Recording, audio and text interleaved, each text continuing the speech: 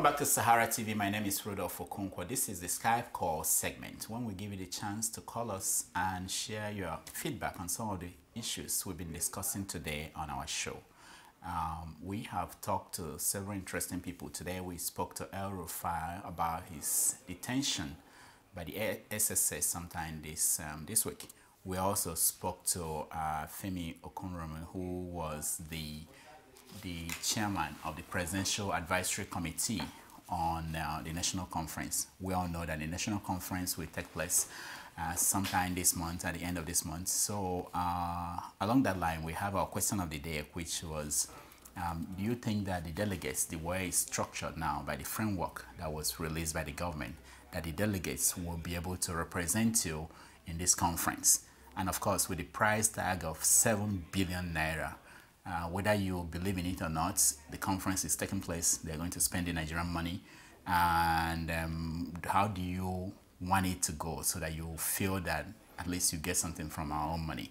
So these are some of the topics we are going to discuss today. And I hope you will join us and call us via Skype and join the conversation.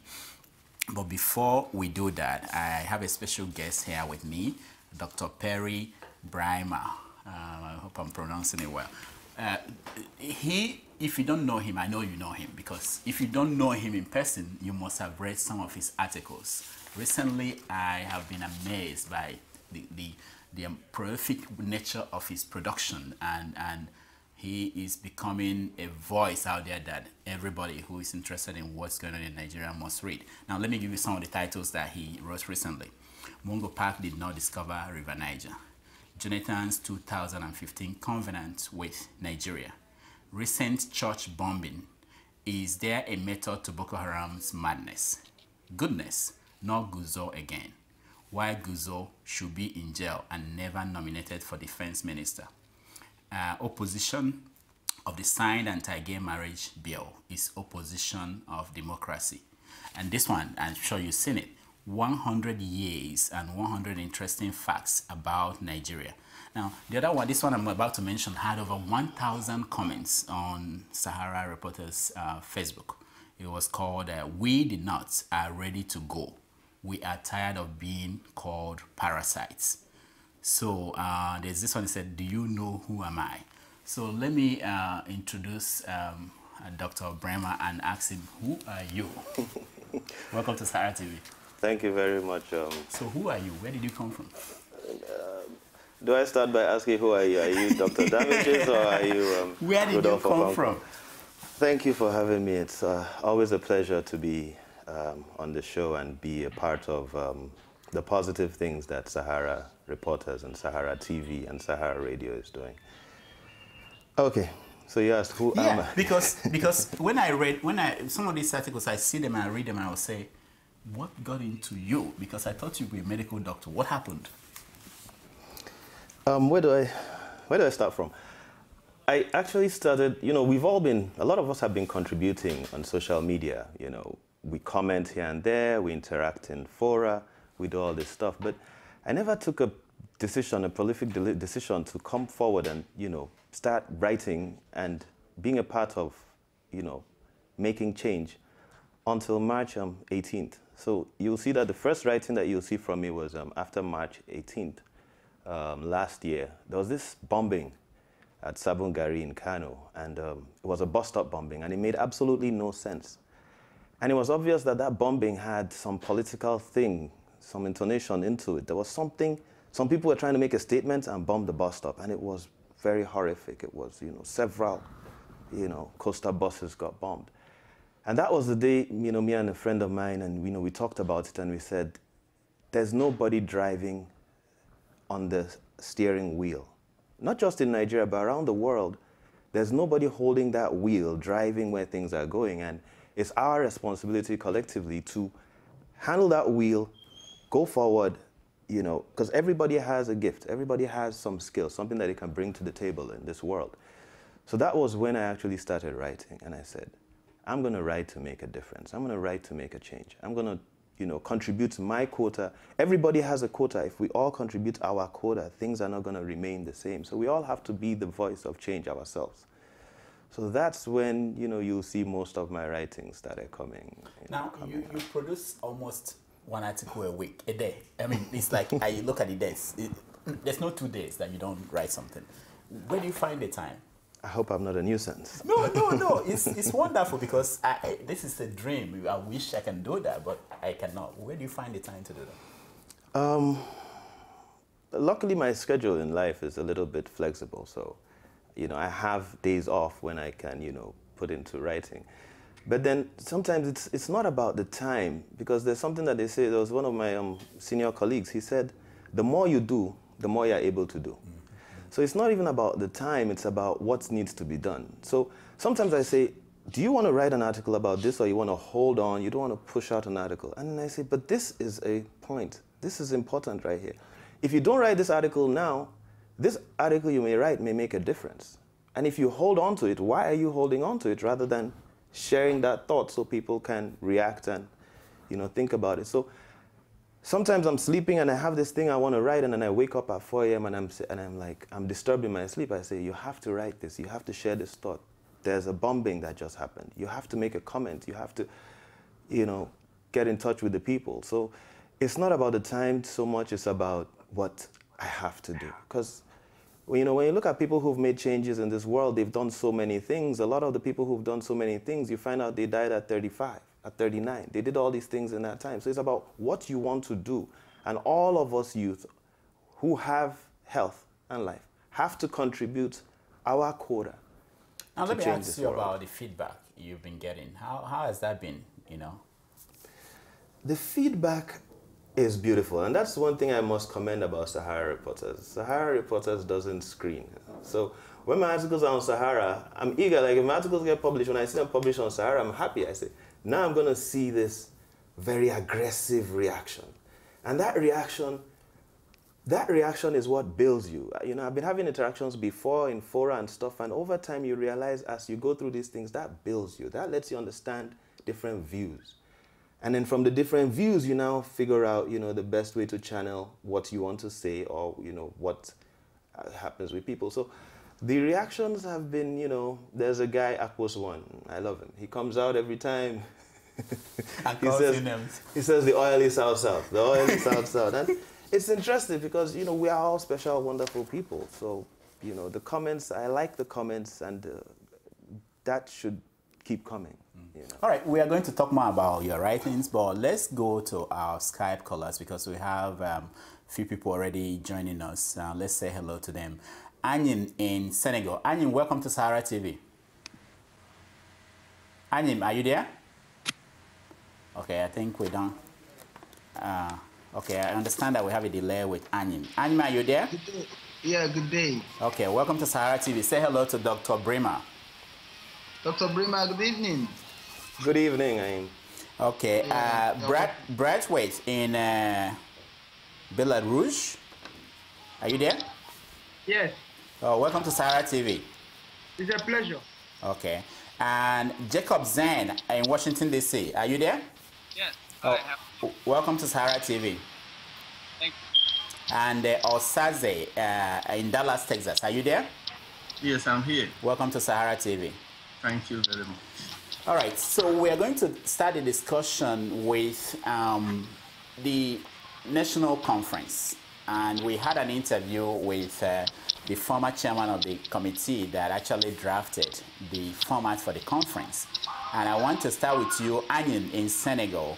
Have you had any thoughts on the national conference that will take place at the end of the month? And what are your expectations?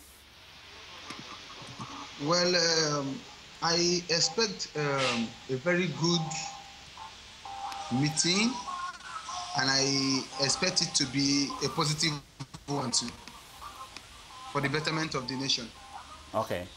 All right. Brathwaite, El Rufai said a few minutes ago when we interviewed him that this is another waste of time, a distraction by the present administration to make people not to pay attention to their failures. What is your take on that? Well, for long, there have been cries for national conference. So since President Jonathan have summoned the courage, well, let's just support and see what happens. But finally, I will, if I can say any of my expectation, at least one single thing I can say there, I will tell them if they can do it in a way to create a lot of fraud that will make it impossible for us when we arrest politicians who are criminals, you don't acquit them, you're able to discharge, EFCC is able to work, prosecute them immediately, and charge them to court, and they are arrested and they are in prison.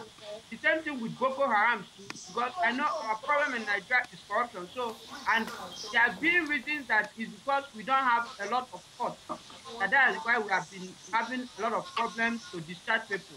So if they can strengthen our legal system through that means and fight corruption, I'm okay.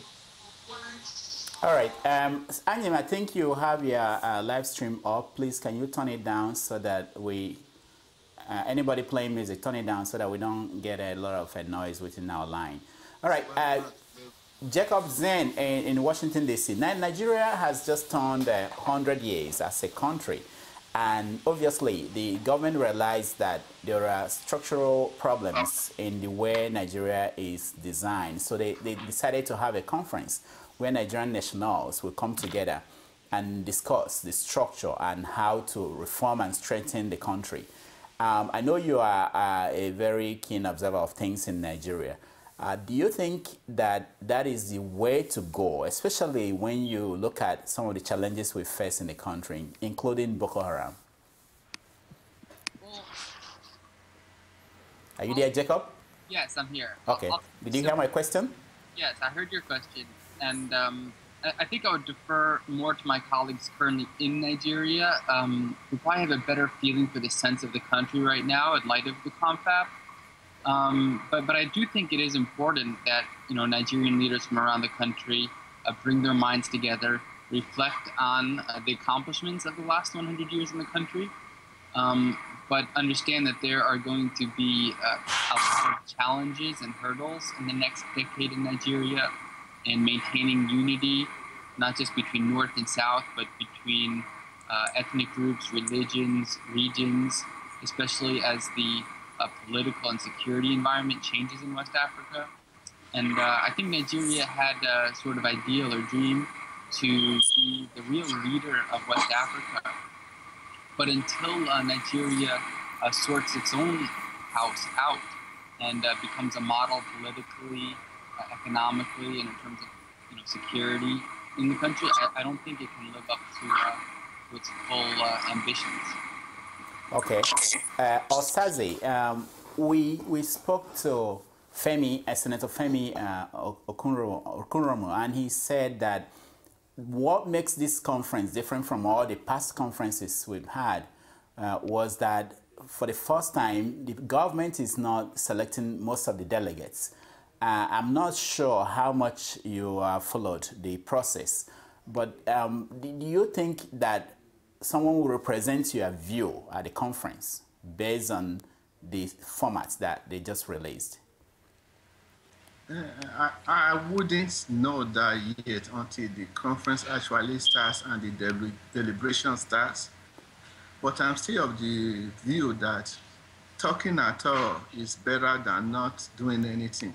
Because people are saying that there's no need for a conference. What are they suggesting? That we just fold our hand and do nothing? No. At least when individuals come together and air their view, at least we have something to build on.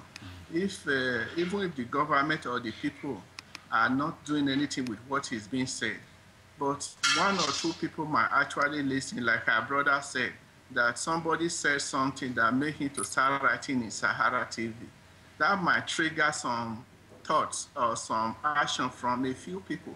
You don't need everybody in the country to make a change. You just need a few dedicated individuals who believe in what they are doing for a change to take place.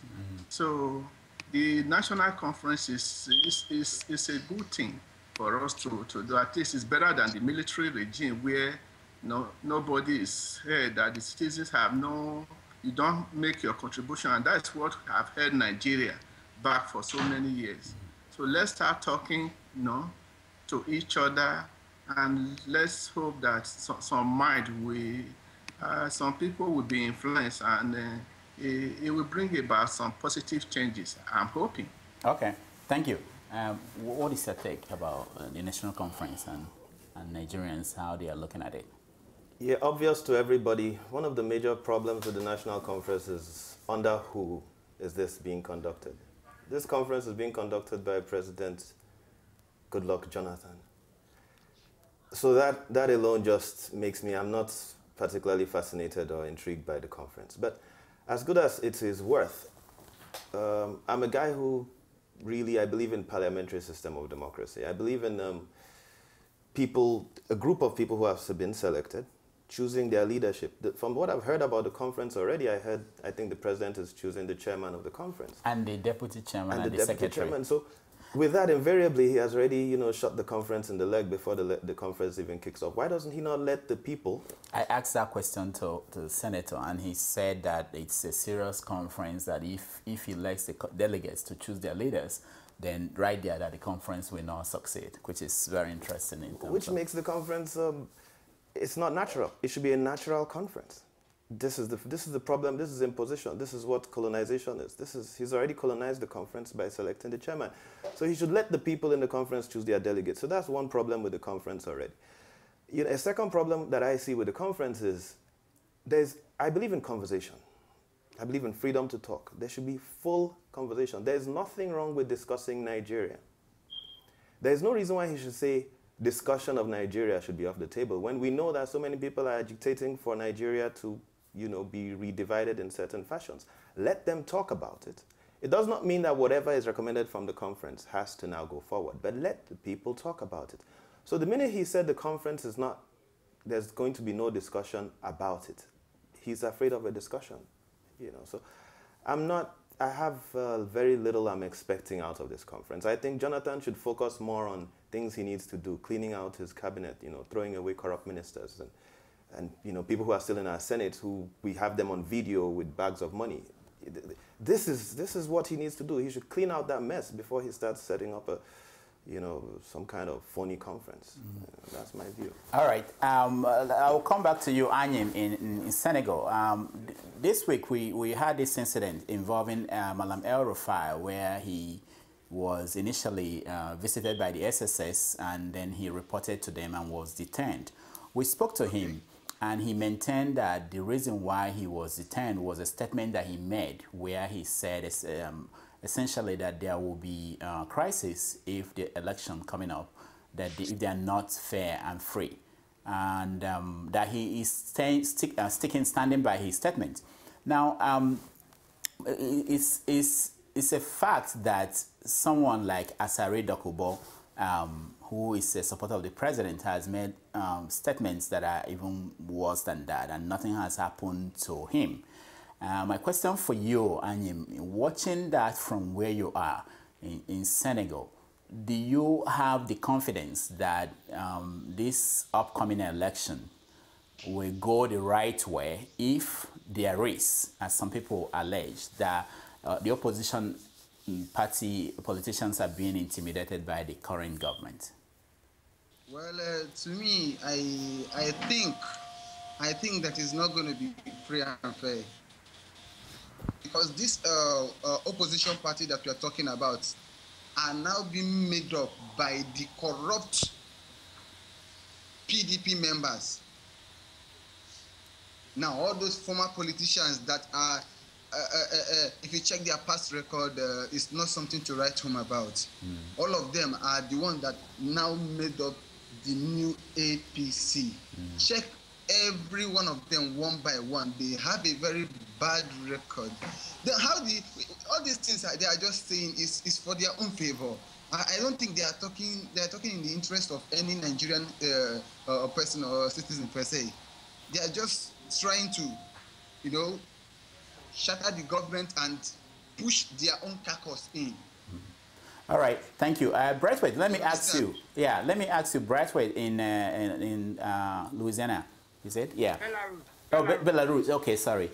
What is your take on the APC and how this opposition, people that were in PDP are now defecting and joining APC. Do you think that that kind of dilutes the meaning or the soul of the APC, whatever that was?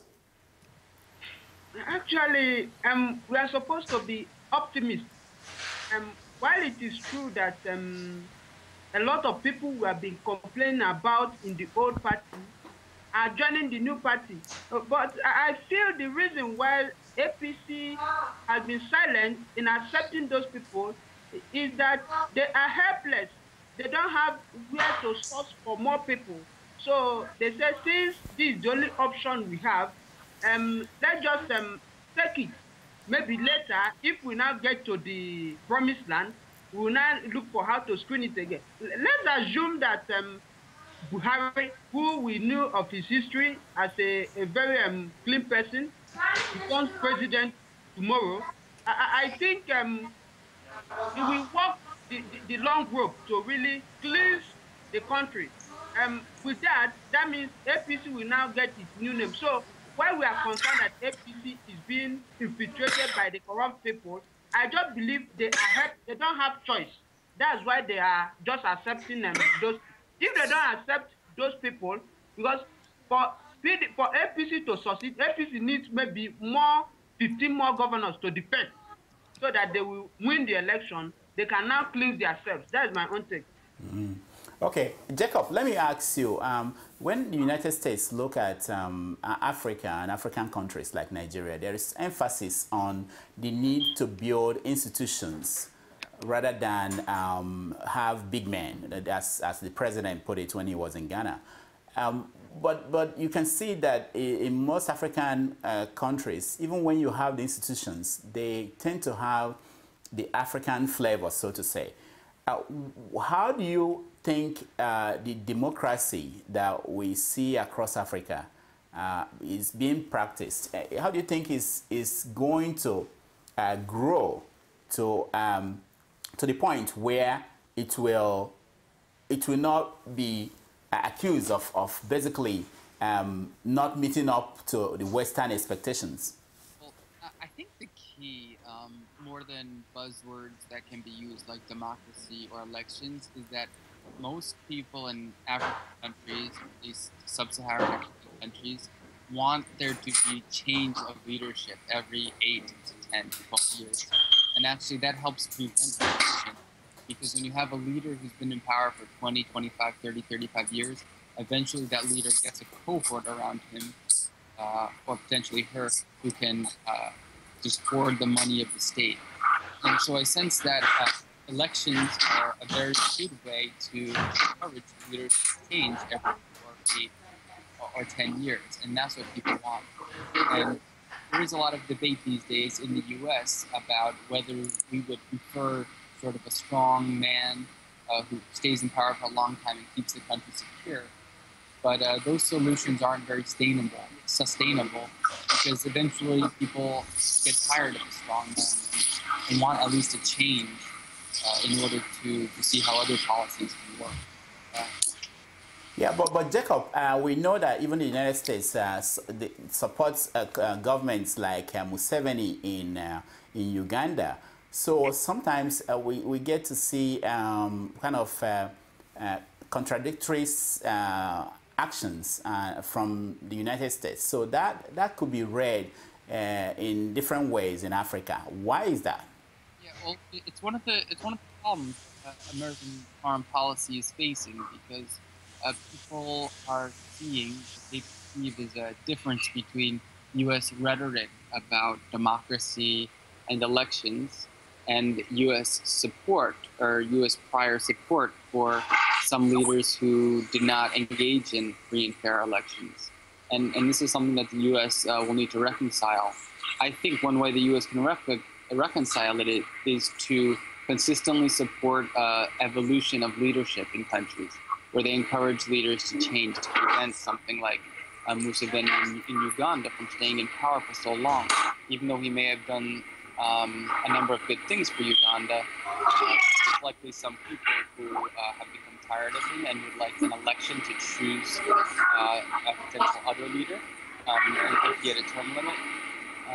And for U.S. foreign policy, it does make people question whether the U.S. is really committed to democracy and elections. All right, Jacob. Let me stop you there. Sorry. Someone has their live stream on and is interfering with. Our discussion. There's a background noise from someone amongst you. But anyway, thank you, Jacob. Let me come to you, Osaze. Still on El Rufai and his ordeal with the SSS. What do you think is his idea? Is that the SSS, that they are doing something that shouldn't be their responsibility, which is instead of them to be gathering information intelligence, they are basically doing the job of the police, which is, to go and storm somebody's house and pick the person up and question the person for whatever reason. Why do you think that Nigeria and most African countries for many, many years have relied on the so-called secret police to do this kind of job instead of the regular police force? The reason most African countries are relying on this secret police is that, our regular police, most people don't have faith in them because there is corruption. There are very few good men among them. And if the government wants a job done properly, so they kind of are shifting now from the traditional role of the SS to a policing role. I think they are probably more effective at doing this special job than the Nigerian police. The SSS are probably more trained, and they have more educated people, and probably not as corrupt as the regular police. Having said that, it does not excuse the fact that we should reverse them to their traditional role. But in the United States, for instance, you have the local police, you have the sheriff, you have the FBI. There are some instances where the ATF effect an arrest. FBI can effect an arrest. Then the sheriff can effect an arrest. The local police can effect an arrest. That still does not diminish the work of the local police or the sheriff department, because they all work in harmony, work together, and they complement each other.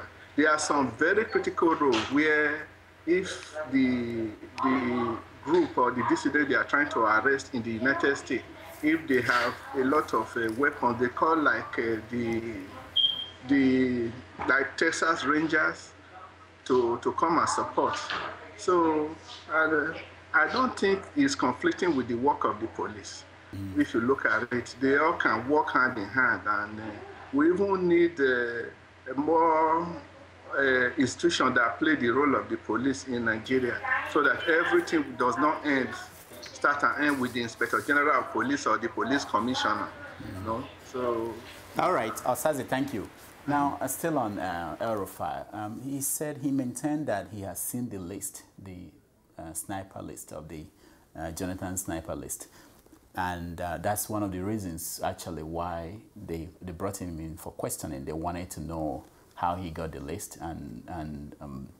So what do you think about that? Is that a story that you believe, that there is a list of people that are targeted by the president? I think before I touch that, something that was discussed earlier was APC. Okay. So I'd just like to say something about APC and then roll that into this conversation. The question you asked about whether APC, what people feel about this opposition party, and then there's something that Jacob said, which was evolution of leadership, and I think that is key. So even if we do not trust these politicians, governors coming into APC, for now we have to believe in a positive and expect and push for a positive evolution of those leaders. We have to, because for instance, many of us are not perfect. I have my imperfections, you have yours. So many people have imperfections. The worst and most harmful imperfections, those ones we can't deal with them. But when you have these people who are coming together, you have this group of people who are coming together from all kinds of odd angles and coming together, we can expect, we know they are going to be challenged, they're going to be held up to this big challenge, and out of them, good things may come. There's a possibility for good things to come out of them. They are evolving. Some of them have been going along in this protest. As they keep going along, Barra J, all these people, as they keep going along with this whole action, you will not believe the changes and transformations that are happening to them, because now they are spotting corruption. They are shouting about corruption. I believe there's a transformation that's going to happen. And the strength of this opposition opposing PDP, that's going to make this democracy more beautiful. Point is, we have to, every Nigerian collectively, the collective duty of every Nigerian right now must be to get Jonathan out of the presidency. I'm sorry to say, I have to say this point blank. Collective duty. We must get Jonathan out. He has been a very, very dangerous president, together with the oil minister, D.S. Amadikwe. These people have been very, very dangerous. People are dying. There's so much terrorism going on. There's so much going on because these people are totally, they're incapable. You cannot have a president who is totally incapable of leading the country. That's a big problem. Some people are not meant to be president. You know, beautiful man, but he's not meant to be president. So we have to get that.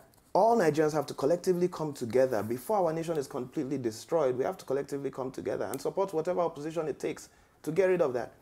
Look at the case of Obasanjo. Obasanjo chose Jonathan. Today, Obasanjo is opposing Jonathan. Jonathan is going against him. So even if APC choose a candidate, the candidate may go against them. And even if these people are like, they're trying to force some corruption over the candidate may go against them. You always have cases where you put in somebody and the person goes against you. So there's hope there, whereas with the system as it is, there's absolutely no hope. So that comes to this SSS carrying, you know, El Rufai, you know, and the list. They say there's a list. Whichever way, there's a list, the bigger list right now. 52 people died in a church. That's the bigger list. I don't care so much about the list of elites against elites, or all these elites. That list, there's a bigger list.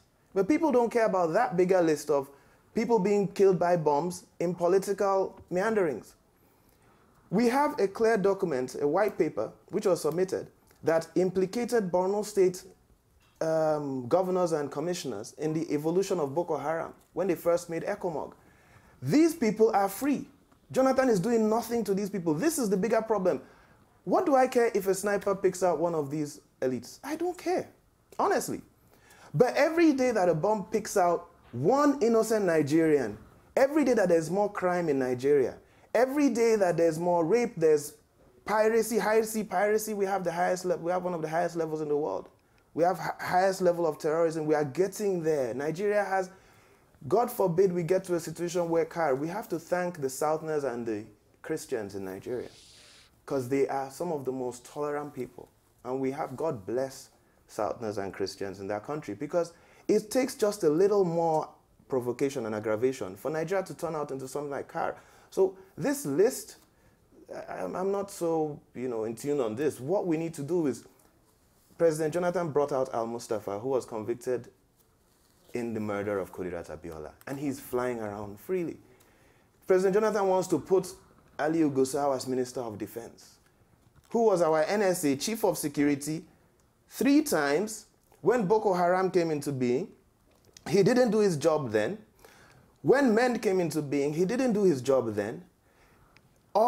One sponsor of terror has not been arrested in that country. Now, let me ask you, why do you think he is bringing him back to be the Minister of Defense? Is it that he doesn't know these things you're talking about, or is it part of the political game to retain power? What do you think? At a stage, we used to talk about our leaders being corrupt and greedy.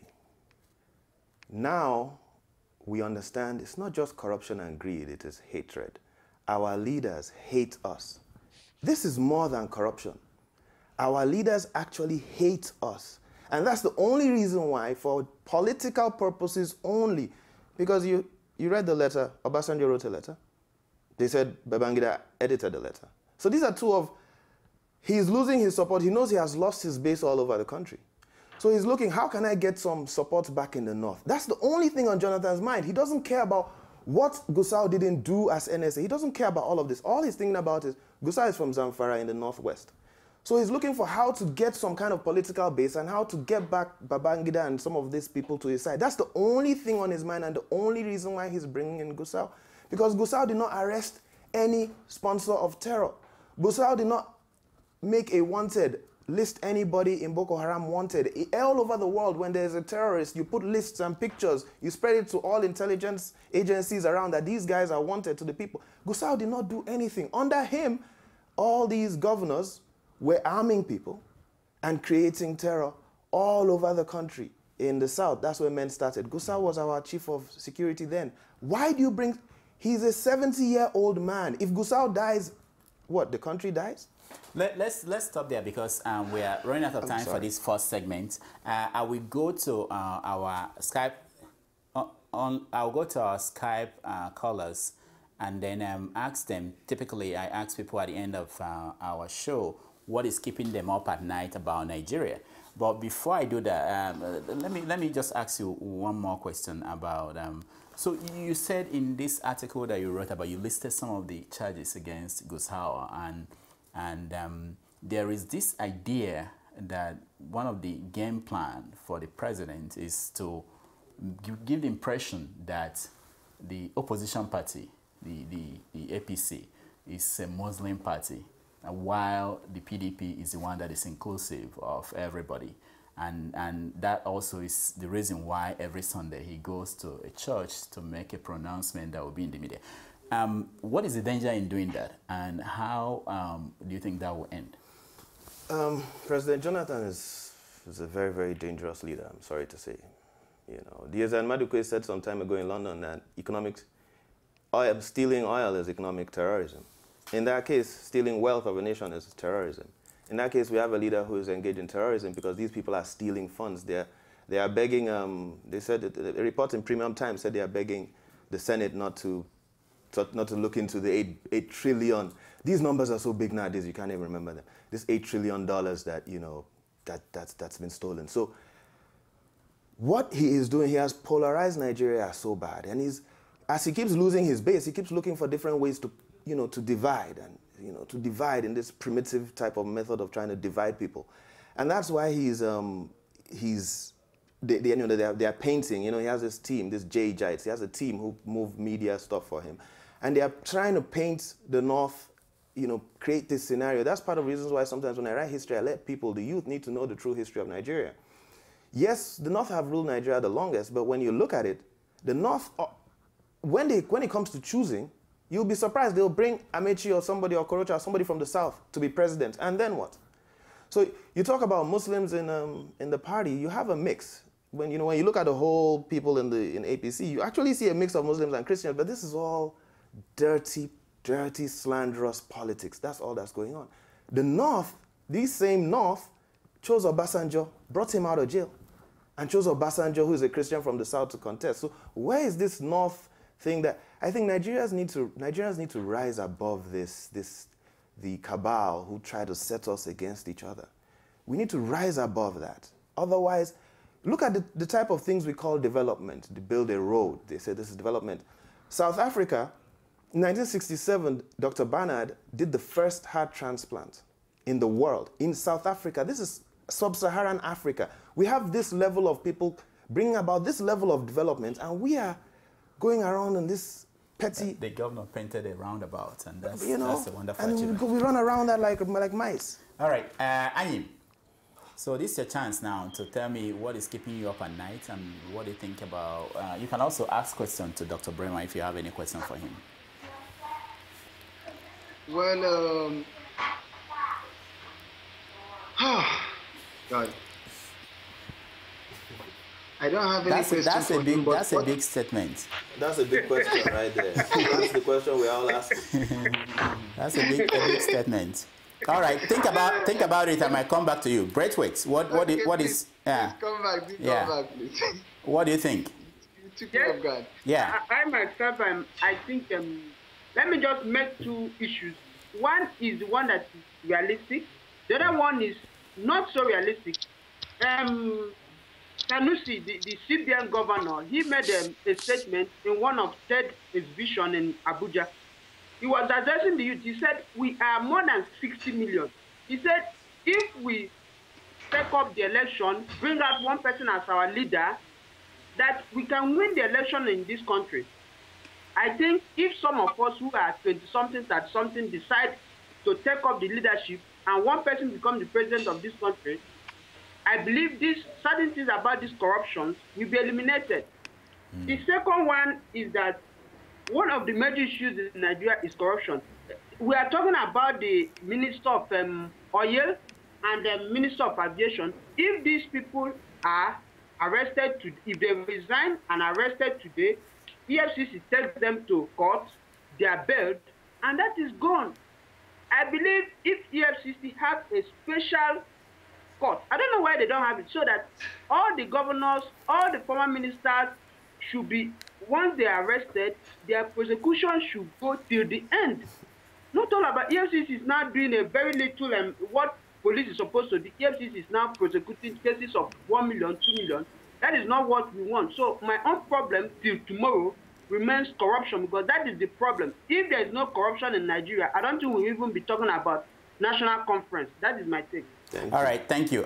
Jacob, what do you think when you look at Nigeria? What is troubling you? Well, what I think could solve a lot of the problems that people are talking about today related to the national conference or related to the shuffle in the security leadership of Nigeria is simply more transparency. It could be helpful if President Jonathan spoke to the public via the media, via op-eds, and explained why he made this security cabinet reshuffle, what his strategies are, what his reasoning is for running or not running, whether or maybe he could respond to some of the people who are criticizing him about running in a clearer way. And I think that goes to transparency and leadership issues, because a lot of people are just not clear about what their leaders are doing, and they just want to have a forthright explanation. Okay. All right. Thank you so much. Osaze, what is keeping you up at night? Well, what is keeping me up at night is Jonathan's attitude to this corruption. Look at the case of Alamesia, for instance, that was in prison, bringing him out of before his due date and giving him a sensitive position. And look at the issue when he went to Lagos Police College, where people were sleeping on bare floor. Instead of being presidential and having people who were responsible for whatever money is allocated to take care of those things, having them arrested, he is accusing the press that who led those people into this country. So I think Jonathan is too concerned about his personal image. He thinks that Nigeria is his property. As a leader, he is there to represent our interests, not a personal interest. Who cares about his image or anything like that? We want somebody that will go there and do what's in the interest of the people. And Nigeria, people are not asking for much. Asking for security, asking for holding people accountable. That is not much that cannot be done. But everything is centered about his political ambition, about what makes him look good and what does not make him look. Who cares about that?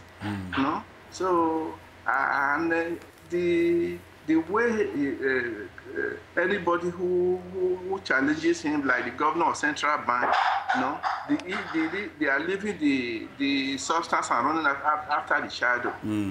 The country, certain people are accused of corruption. Instead of addressing the issue, is removing the whistleblower, and nobody is asking why. If that happened in an Arab country, everybody would be in the street.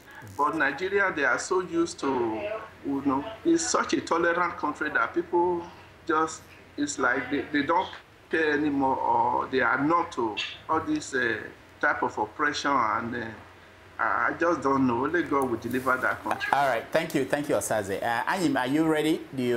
Have you found something?